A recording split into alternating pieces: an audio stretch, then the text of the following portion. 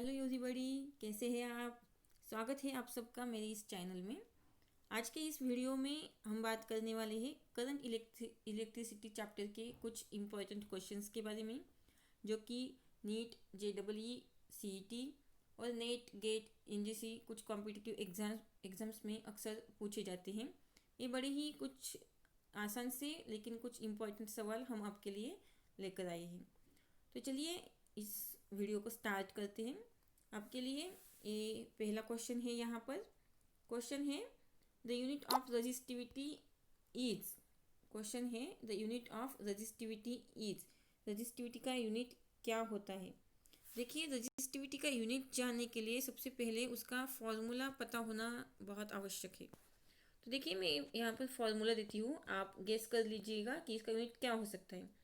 Resistivity का unit होता है rho is equal to R into A divided by L, यानी कि आर है ओहम, आर है रेजिस्टेंस जिसका यूनिट होता है ओहम, ए यानी कि एरिया और यल यानी कि लेंथ।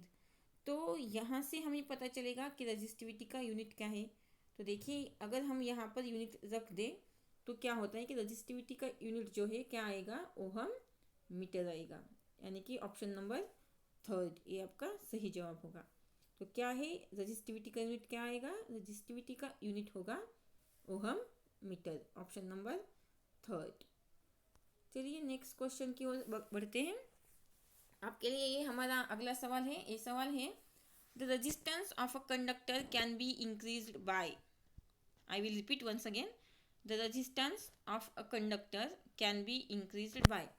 जो जो भी रजिस्टेंस होता है, रजिस्टेंस यानी कि करंट को स्टॉप करने की जो, या फिर करंट के फ्लो को स्टॉप करने की, रजिस्ट करने की जो प्रोसेस होती है, जो डिवाइस होता है, उसे हम रेजिस्टेंस कहते हैं। तो देखिए, resistance of a conductor can be increased bye, अगर हमें किसी भी कंडक्टर का रेजिस्टेंस बढ़ाना है तो हम किस तरह से बढ़ा सकते हैं। तो आपके लिए यहाँ पर चार ऑप्शन है। Option first, increasing its area of cross section, decreasing its length, increasing the resistivity और डिक्रीजिंग इट्स मास। तो देखिए, यहाँ पर जो है इसका सही जवाब जो है, देखिए ये जो आंसर दिए होते हैं एग्जाम्स में वो थोड़े कॉम्प्लिकेटेड होते हैं। हमें हमेशा ऐसा लगता है कि सारे के सारे आंसर्स सही है, लेकिन उन आंसर में से कोई एक आंसर होता है जो 100% सही होता है। तो हमें अप्रोक्सीमेटली सही लगता है उसका जवाब, वो हमारा जवाब नहीं होता है। जो हमें 100% सही होता है वही सिर्फ हमारा जवाब होता है। तो यहाँ पर देखिए, यहाँ पर इसका सही जवाब क्या है कि ऑप्शन नंबर 3, यानी कि इंक्रीजिंग द रजिस्टिविटी। रजिस्टिविटी बढ़ाकर, किसी भी कंडक्टर की रजिस्टिविटी बढ़ाकर आप इसका रेजिस्टेंस क्या कर सकते हैं, बढ़ा सकते हैं, रेजिस्टेंस इंक्रीज कर सकते हैं। Okay, next question, this is the another question.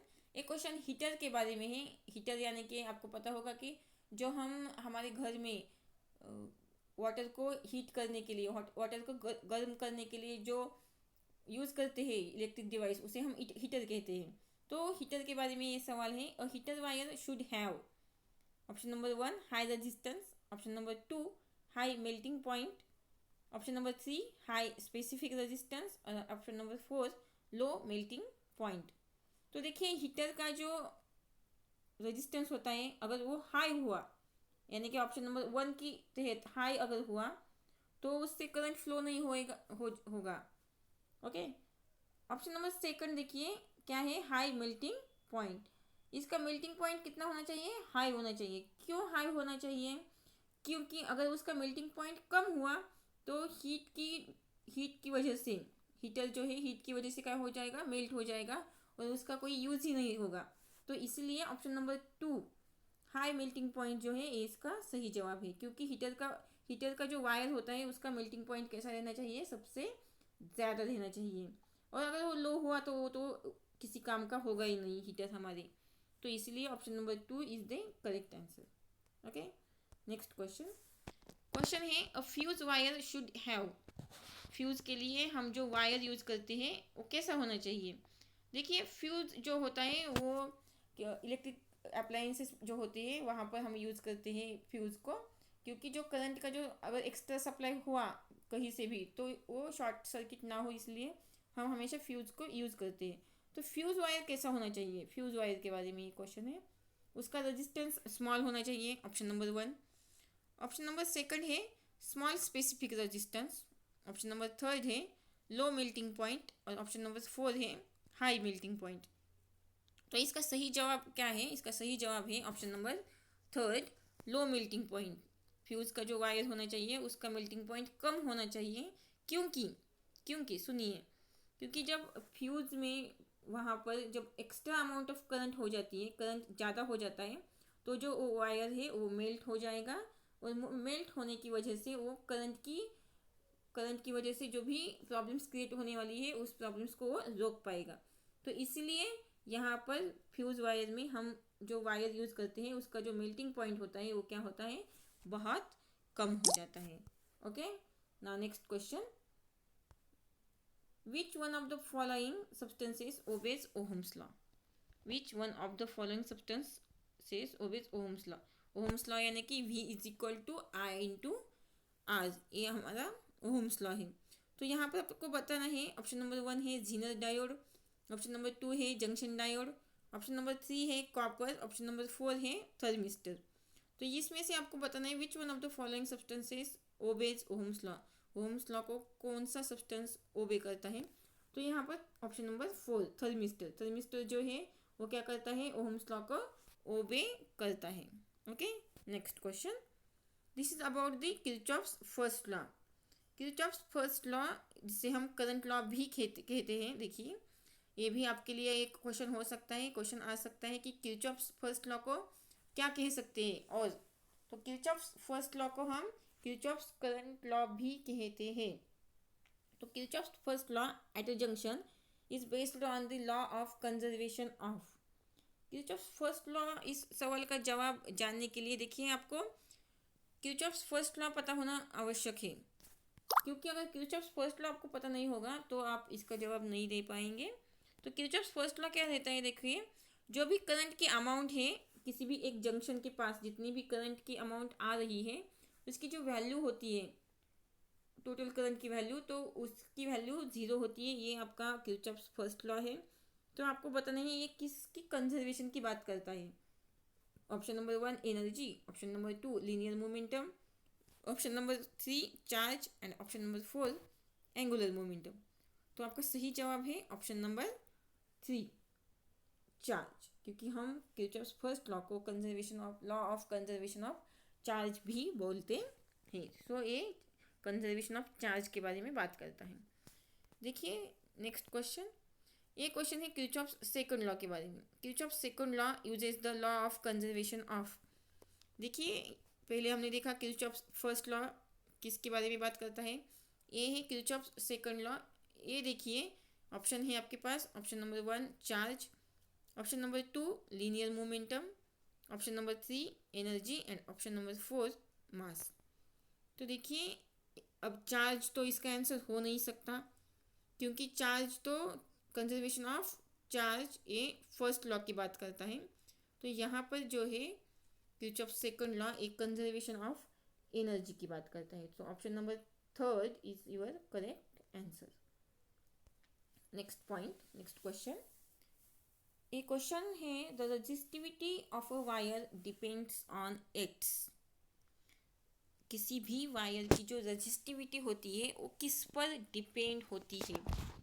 आपके पास ऑप्शन है, option number 1 area of cross section, option number 2 length, option number 3 material and option number 4 shape. तो इसका सही जवाब है किसी भी वायर की रजिस्टिविटी जो होती है वो उस वायर के मटेरियल पे डिपेंड करती है, क्योंकि वायर किस मटेरियल से बना है ये जानना ज़रूरी होता है। तो इसीलिए ये क्या है, ऑप्शन नंबर 3 मटेरियल, ये जो मटेरियल पे डिपेंड करती है रजिस्टिविटी ऑफ वायर। तो option number 3 is the correct one. Next question, question है when the temperature of a metallic conductor is increase its resistance. I will repeat once again, when the temperature of a metallic conductor is increased its resistance.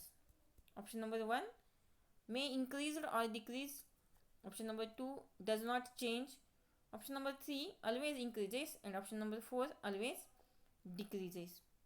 तो देखिए जब भी temperature बढ़ता है किसी भी conductor का तो रेजिस्टेंस की वैल्यू जो होती है, रेजिस्टेंस भी टेम्परेचर के साथ साथ बढ़ता है, तो always increases. Option number 3 is the correct answer, क्योंकि temperature is directly proportional to resistance.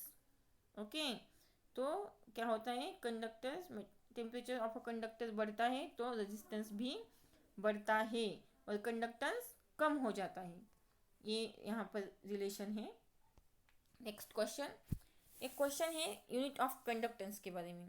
Conductance का यूनिट क्या होता है? यहाँ पर बहुत सारे ऑप्शन है आपके लिए, लेकिन इसमें से जो सही ऑप्शन है वो है कंडक्टेंस का यूनिट क्या होता है, सीमेंस होता है। Option number 1। Okay, weber, volt पर एम्पियर, ओहम, सेंटीमीटर, ये इसके सही जवाब नहीं है। इसका सही जवाब है option number 1 siemens. Unit of conductance is semen.